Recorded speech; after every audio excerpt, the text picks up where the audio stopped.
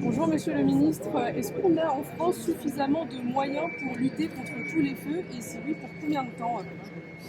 Bon, d'abord, je suis venu ici en Lozère et en Aveyron pour remercier les sapeurs-pompiers qui font un travail formidable depuis le début de cette saison de feu qui a commencé très tôt, depuis le début de l'été et qui va continuer.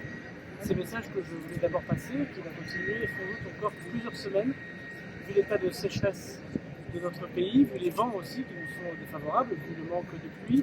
Il y aura très certainement pendant ces 3 semaines, un mois et demi encore d'été, notamment dans le sud de la France, des feux très importants et des choses tout à fait extraordinaires. Nous sommes à 8 grands feux en même temps sur le territoire national. Nous avons 8 départements particulièrement touchés, la Gironde, le Maine-et-Loire, l'Isère, le Finistère, le Morbihan, Lozère et Aveyron où nous sommes, la Drôme et les Alpes de Haute-Provence. Et donc nous avons tous les moyens de la société civile, l'intégralité des moyens aériens.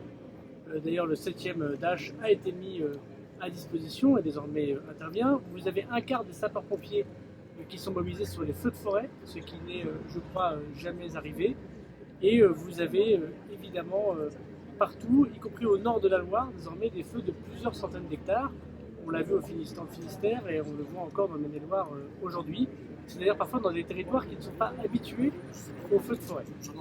Il faut donc d'abord que nous tirions à court terme des conséquences de tout cela. Nous avons fait un appel depuis 48 heures à nos amis européens. Les Suédois nous prêtent à partir de demain des avions. Les Italiens sans doute dans les prochaines heures, puisque vous savez que toute l'Europe est également touchée par les feux de forêt. Et ce mécanisme européen nous permet, en tout cas dans les prochaines heures, de pouvoir concentrer d'autres moyens aériens. Je veux aussi lancer un appel solennel aux employeurs. Les employeurs publics, les communes, les régions, les départements, les employeurs privés, les entreprises, pour qu'ils libèrent leurs employés, leurs salariés, qui sont sapeurs-pompiers volontaires, qui travaillent dans leur entreprise, qui travaillent dans les emplois publics, et qui puissent rejoindre leurs collègues sapeurs-pompiers partout sur le territoire national. Le message que je lance est un message civique extrêmement important qu'au mois d'août, les employeurs libèrent leurs salariés qui sont sapeurs-pompiers volontaires pour qu'ils puissent très vite retrouver leur caserne et très vite aider leurs collègues qui se battent contre les feux. Nous arrivons à un moment de fatigue également pour les sapeurs-pompiers.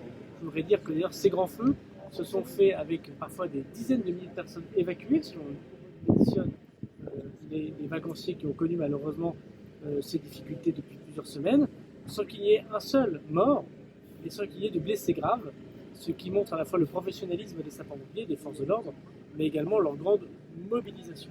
Donc je veux dire une nouvelle fois à chacune et à chacun de ces employeurs qu'il faut les libérer. Et puis enfin, c'est un message pour les citoyens. 9 feux sur 10 sont des feux d'origine criminelle ou involontaire.